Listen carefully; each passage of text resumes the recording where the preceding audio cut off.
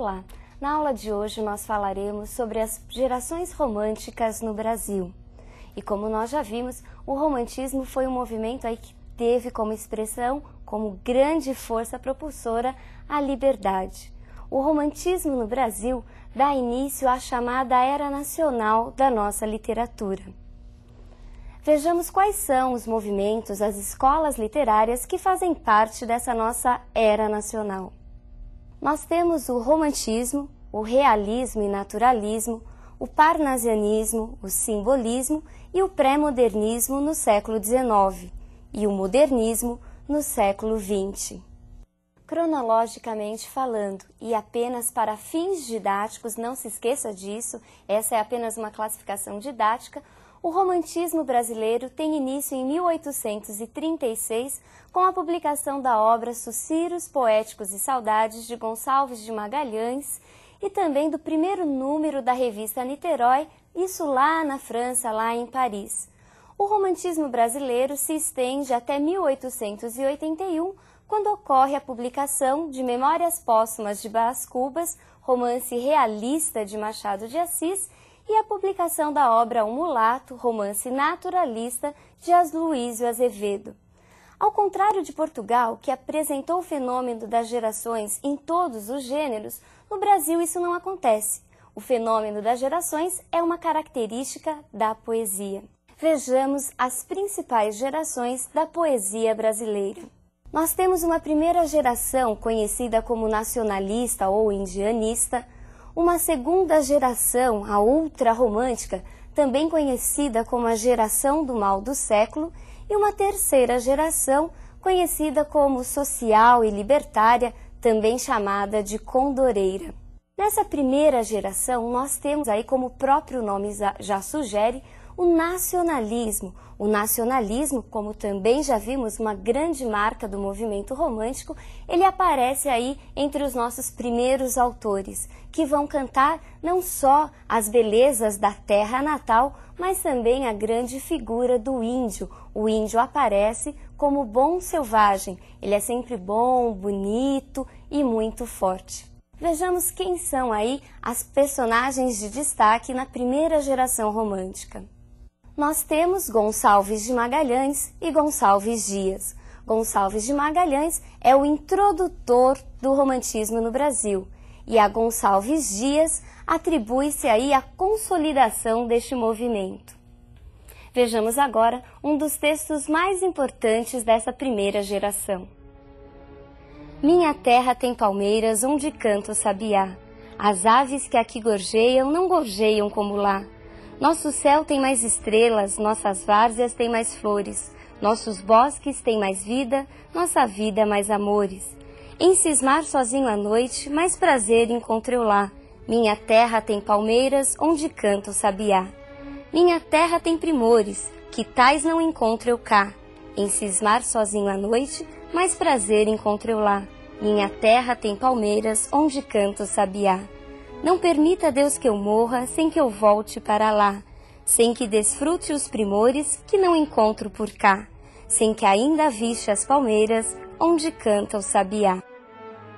Gonçalves Dias é o grande representante desse primeiro momento, dessa primeira geração romântica. A ele se deve a consolidação, realmente a entrada pela primeira vez em uma literatura realmente brasileira, realmente nacional.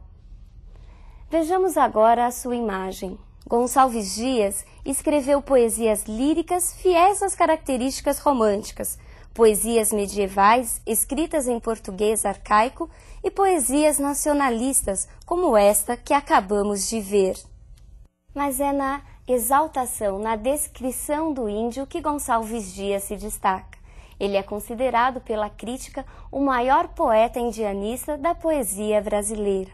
E um dos seus textos mais famosos nesse estilo é o conhecidíssimo texto Iucapirama.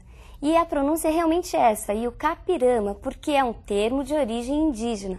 Nós escrevemos Ijucapirama, mas pronunciamos Iucá, que significa aquele que vai morrer. Vejamos agora um dos trechos mais famosos deste poema. Preste bastante atenção aí no ritmo do canto da morte. meu canto de morte, guerreiros, ouvi. Sou filho das selvas, nas selvas cresci. Guerreiros descendo da tribo Tupi, da tribo pujante que agora anda errante, por fado inconstante, guerreiros nasci. Sou bravo, sou forte, sou filho do norte, meu canto de morte, guerreiros, ouvi. Ufa! Perceberam aí a força do ritmo do trecho? Realmente dá até para cansar. Na segunda geração, nós encontramos o quê? Nós encontramos as características levadas aí ao exagero.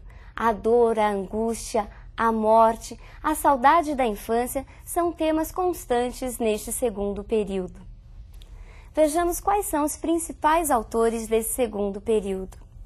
Nós temos Álvares de Azevedo e Casimiro de Abreu.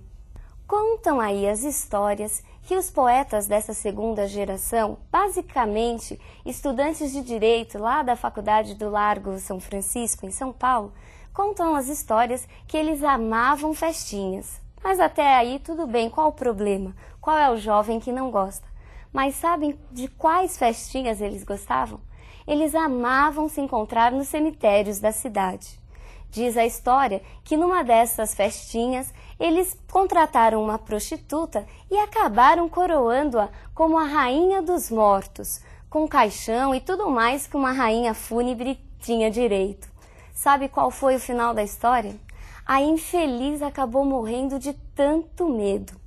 Brincadeiras à parte, coincidências ou não, todos os poetas importantes dessa geração acabaram morrendo muito cedo. Todos morreram aí antes dos 24 anos de idade. Vejamos agora um dos textos mais significativos desse período. Se eu morresse amanhã, viria ao menos fechar meus olhos minha triste irmã. Minha mãe de saudades morreria se eu morresse amanhã. Quanta glória presinto em meu futuro, que aurora do porvir que manhã.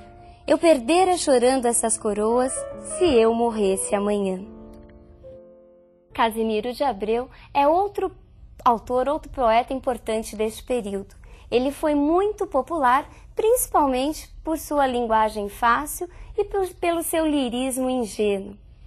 Vejamos agora um de seus textos. Oh, que saudades que tenho da aurora da minha vida, da minha infância querida que os anos não trazem mais. Que amor, que sonhos, que flores, naquelas tardes fagueiras, à sombra das bananeiras, debaixo dos laranjais. E para fecharmos, nós falaremos agora da última grande geração, da terceira geração romântica na poesia brasileira. Essa terceira geração é marcada pelo aprofundamento do nacionalismo, é a geração tida como crítica, como social e libertária. Ela é também chamada de geração condoreira. Mas de onde será que vem esse termo, condoreira? O condor é uma ave que consegue voar acima da cordilheira dos Andes, assim como eram os ideais dessa geração. Os poetas condoreiros tinham ideais tão elevados que, semelhantes ao voo da ave, podiam alcançar grandes alturas.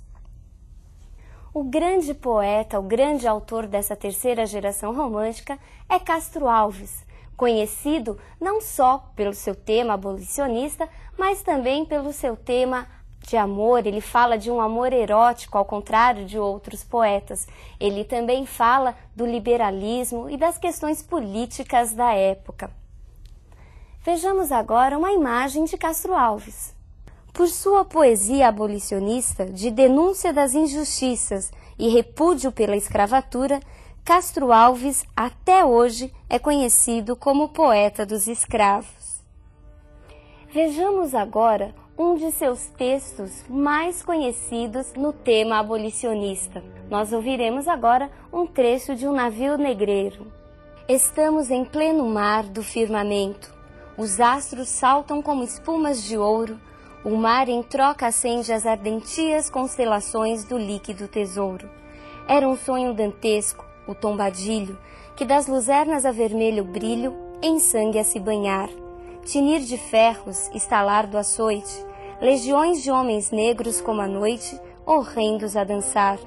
Negras mulheres suspendendo as tetas, magras crianças cujas bocas pretas regam o sangue das mães. Outras moças, nuas e espantadas, no turbilhão de espectros arrastadas, em ânsia e mágoa vãs. Levantai-vos, heróis do novo mundo, Andrada, arranca este pendão dos ares, Colombo, fecha a porta de teus mares. Perceberam a força aí no texto de Castro Alves? O seu texto se assemelha a um discurso político. Ele clama, ele chama as pessoas, inclusive chega a pedir que Colombo, o desbravador dos mares, feche as suas portas. Por quê? Porque nós tínhamos aí os negros que vinham da África para trabalhar como escravos nas terras brasileiras. Não se esqueça, Castro Alves era o poeta abolicionista, ele defendia a causa aos ideais dos escravos. E para que nós guardemos muito bem quais as características dessas gerações românticas, um tema que volta e meia aparece nos grandes vestibulares, vejamos novamente a tela que nos mostra quais são essas gerações. Nós vimos uma primeira geração conhecida como nacionalista ou indianista, em que nós encontramos o índio, o bom selvagem exaltado pelos poetas, uma segunda geração conhecida como ultrarromântica e também tida como mal do século, em que nós encontramos aqueles jovens que gostavam de passear pelos cemitérios, entre outras coisas, e uma terceira geração, essa geração do texto que acabamos de ler, a geração social e libertária, também conhecida como geração condoreira. Todo este período, o período das gerações românticas no Brasil, ele é muito importante. Por quê? Porque ele assinala o início de uma literatura realmente, genuinamente brasileira. Pela primeira vez, o homem brasileiro começa a escrever sem a grande influência do europeu, do português. Por hoje é só. Um abraço e até a nossa próxima aula.